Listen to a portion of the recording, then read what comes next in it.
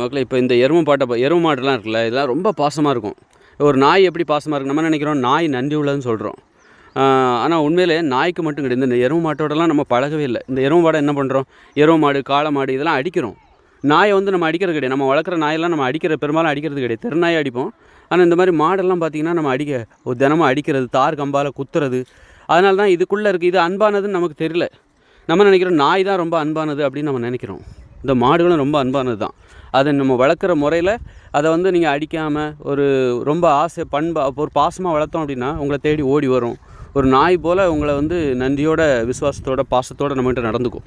ஆனால் நம்ம நடந்துக்கிற முறை தான் அதுக்கிட்ட அன்பு இருக்குதுன்னு கூட நமக்கு தெரியல. நம்ம என்ன பண்ணுறோம், கசாப்பு கடைக்கு அனுப்புகிறோம், அல்லது விற்றுடுறோம். 10 வருஷம் வளர்க்குறது, அப்புறம் விற்றுடுறது.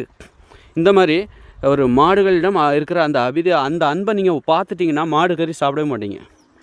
மாட்டுக்கறி சாப்பிட்றதுக்கு என்ன காரணம் வந்து அதோட நம்ம அன்பை பழகிறது கிடையாது. அதனால தான் மாட்டுக்கறி சாப்பிட்றோம்.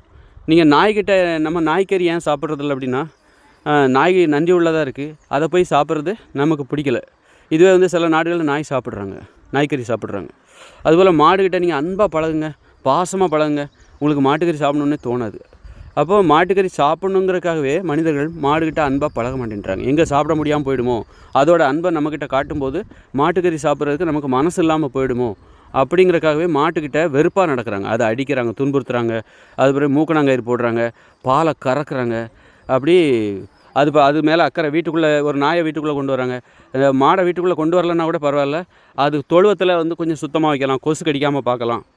இந்த மாதிரி அப்படியெல்லாம் இருந்தீங்கன்னா, ஒரு மாட்டை அடிக்காமல் இருந்தீங்கன்னா அது கூப்பிட்டா ஓடி வரும். ஒரு எருமை மாடுனா உங்களை தேடி ஓடி வரும். எருமை மாட்டுக்கு அவ்வளோ பாசம் இருக்கும். ஒரு காளை மாடு, எந்த மாடுகளுக்கு கூட பாசம், ஒரு சிங்கத்துக்கு கூட பாசம். சிங்கத்துக்கிட்டேயும் பாசம் இருக்குது. அது நீ அன்பாக பழகினீங்கன்னா அந்த சிங்கம் உங்களை கட்டி பிடிச்சிக்கும். அதுபோல் தான் அந்த மாடு எல்லா உயிரினத்திட்டையும் பாசம் இருக்குது. இந்த இருக்குது பாருங்கள், இந்த கொக்கு இருக்குல்ல, இந்த கொக்குக்கிட்டேயும் பாசம் இருக்குது. அதை நீங்கள் வளர்த்து பாருங்கள், குஞ்சியிலேருந்து வளர்த்து பாருங்கள், அது உங்களை தேடி பறந்து உங்கள் முதுகில் ஏறி உட்காந்துக்கும். அதனால் எல்லா உயிர்கள்ட்டையும் அன்பு இருக்குது, பாசம் இருக்குது. அதை நம்ம பார்க்க ஆரம்பிச்சிட்டோன்னு வைங்களேன், அப்புறம் நீங்கள் மாமிசம்லாம் சாப்பிட மாட்டீங்க. இந்த கொக்கை சாப்பிட்றாங்க அப்படின்னா அதை வந்து நேசிக்குது, பறந்து உங்கள் முதுகில் வந்து உட்காருது அப்படின்னா அதுக்கப்புறம் இந்த கொக்கு கறியை சாப்பிட மாட்டீங்க. அதுபோல் ஒரு மாட்டுக்கிட்ட பழகுங்க, அது உங்கள்கிட்ட கொஞ்சம் உங்களை தேடி ஓடி வருதுன்னு பார்க்கும்போது மாட்டுக்கறி சாப்பிட மாட்டீங்க. அது மாதிரி தடை வந்துடக்கூடாதுன்றதுக்காக இவங்க மாட்டுக்கிட்ட பாசமாக பழகிறதில்ல.